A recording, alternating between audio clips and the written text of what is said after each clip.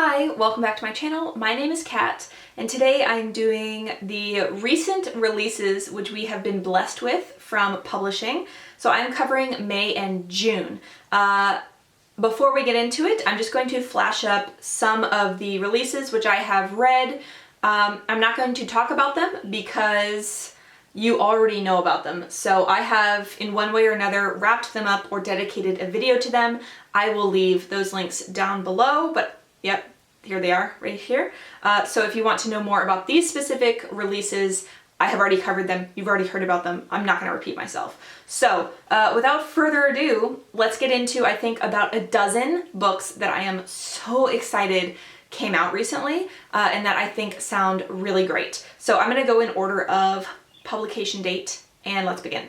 So on May 18th, Oxygen came out from Sacha Naspini, which is an Italian translation. So this is talking about an 8-year-old girl, Laura, who goes missing. 14 years later, she's found alive in a container truck, and it is traced to the father of a family, and it follows this horrific incident from the family members' points of view. And it's like, what do you do when you realize the man who raised you and who is an amazing father is also a monster? I think it sounds absolutely dark, brilliant, and I want to read it. After that, also on May 18th, is Darryl by Jackie S. I heard about this from Gunpowder Fiction and Plot. I'll leave links to them down below. So this is about Darryl Cook, who is a man who has everything: a quiet home in Western Oregon, a beautiful wife, and lots of friends to fuck her while he watches. So this is about a husband who enjoys the dynamics of being cuckolded. And I mean, I have never read about that before, ever. Like, have you? Have you even heard about a book about that? Yeah, so this came recommended by Neal and Scott, and I was like, it sounds super weird, and I'm intrigued. After that, we have on the May 20th, The Impossible Resurrection of Grief by Octavia Cade, who is a New Zealand writer. So this is set in a dystopian world where grief takes on its own life. So with the collapse of ecosystems and the extinction of species comes the grief. The main character is a scientist who is currently resisting the grief by focusing on her research on resilient jellyfish, and I just think it sounds very bizarre, and I love a good bizarre read. We know this. Like, if it sounds interesting and like I've never read it before, then bring it on. I also really love the cover. This was an arc I had from NetGalley, and it passed during the time of my first trimester. So I had it, didn't read it, and then it went away, and I'm mad at myself. But I still really want to read it, so there we go. The next one is Love and Fury, a novel of Mary Wollstonecraft. This is out May 25th. If you don't know, Frankenstein is probably my favorite classic of all time, which is obviously by Mary Shelley. Mary Wollstonecraft was her mother, who wrote The Vindication of Rights of Women, and I'm currently this year working my way through Romantic Outlaws, which is a huge book about their life. So I'm just very intrigued, oh goodness, by anything which has to do with Mary Shelley or Mary Wollstonecraft. So this immediately got my attention. So we also have Absorbed by Kylie Whitehead, who is an English writer, and this is following Allison. She thinks that the only thing that's interesting about her is the fact that she is Owen's girlfriend, and she has lately begun to feel like Owen is just slipping away from her. So, as she panics, she absorbs him. I think literally into herself. Again, I was like, sounds weird. I'm totally in. So yeah, I'm really keen to get to that one. And then after that, we have kind of a sweeter one out June 1st, The Girl from the Sea by Molly Ostertag. This is a queer young adult graphic novel focusing on 15-year-old Morgan who has a secret. She is into girls. And then one day she is saved from drowning by a mysterious girl named Kelty, and I believe Kelty is the girl from the sea. So she's probably either like a Selkie or a mermaid or a siren or something. Oh, we know this, like queer elements plus ocean themes, especially this year. Sapphic love and ocean themes with like sirens or mermaids. I have read so many good ones. And I can't wait at the end of the year to do my watery wrap up because it's going to be amazing. After that, on June 1st is a book I've heard lots of good things about. I heard that this was really fab from so many people. This is Things Have Gotten Worse Since We Last Spoke by LaRocca. First off, the cover is stunning. And I will mention that this is very dark, obviously. It looks like burnt meat on the cover, so, you know. So this says that it has sadomasochism, obsession, and death, and it deals with two women in a chat room in the early 2000s, and the tagline is, "What have you done today to deserve your eyes?" Excuse me? I'm so interested. I've heard great things about it, and I've also heard great things about a previous book by this author, I think Starving Ghost in Every Thread, which is a gory queer female book as well, I think. Shades of Orange, Rachel's Channel. I've heard about this author before, so I'm very intrigued and I really want to get to it, and I want to know why they are losing their eyeballs. After that, we have With Teeth by Kristen Arnett.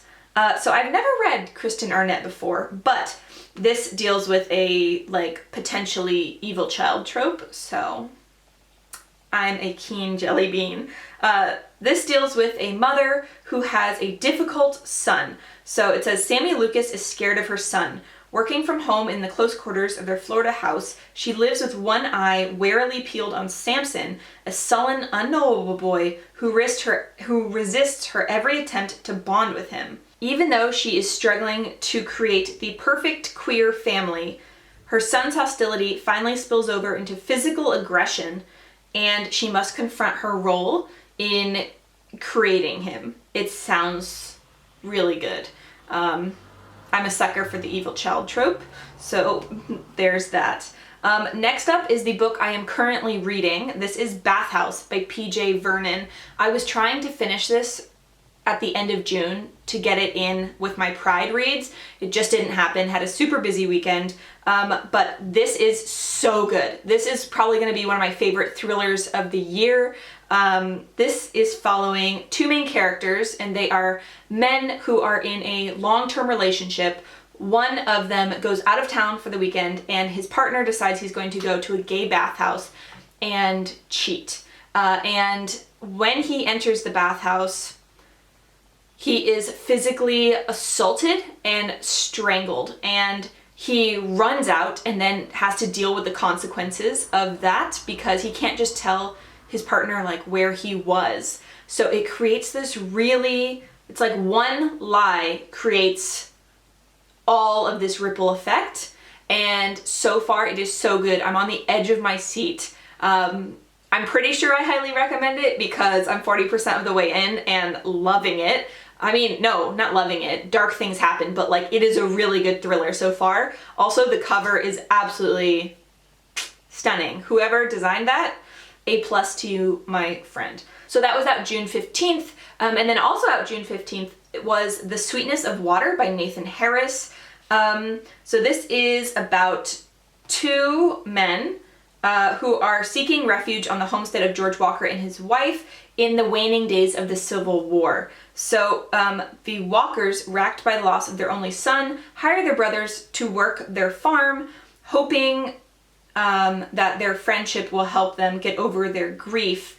However, they are planning a journey north to reunite with their mother, who was sold away when they were boys. So it's a very complicated and grief and family-driven narrative, but then also parallel to their story runs a forbidden romance between two Confederate soldiers. The young men recently returned from the war to the town of Old Ox, hold their tryst in the woods, but when their secret is discovered, chaos ensues. So the two plot lines here sound equally amazing. The first one I haven't read that much of. The second one sounds to me a little bit like the book by Sebastian Barry, Our Endless Numbered Days or something like that, around the Civil War time, queer elements. So this just sounds really good, and I haven't heard anyone talking about it, but it sounds so good to me, and it has super high ratings. It's rated 4.5 right now. After that, out June 22nd, was Transmutation Stories by Alex DeFrancesco, who is a non-binary author. So it says, transgressive, transformative short stories that explore the margins of trans lives. So I think it's a whole selection of obviously short stories which deal with the trans experience from someone who is trans and also non-binary. So the last one I want to talk about is also out June 22nd, so all of these are out. And this is Darling by Kay Ancrum. So I'm a huge Kay Ancrum fan, and Darling is a Peter Pan retelling set in contemporary world. It's, I believe, a contemporary thriller. It is not a fantasy, as it is shelved on Goodreads. So if you've read Ancrum before, she mostly does dark queer contemporaries that have like a bit of magical realism dropped in. So I think that's where people are maybe shelving it into fantasy, even though it shouldn't be shelved there. But I cannot wait to get to this. I love Peter Pan retellings, and I love Kay Ancrum. And so when I saw that this was coming out, I was like, Darling sounds amazing, and I need it in my life. So those are all the releases that we have been blessed with recently in May and June. Please let me know the recent releases in May and June that you have read or are looking forward to. I would love to know. I try to keep my eye out and tell you guys the best of the best that I'm most excited for. And yeah, there were so many great ones out recently, and publishing is just kind of killing it. So without further ado, I will see you in another video soon. Lots of love, hope you're having a great day, and I'll talk to you later. Bye!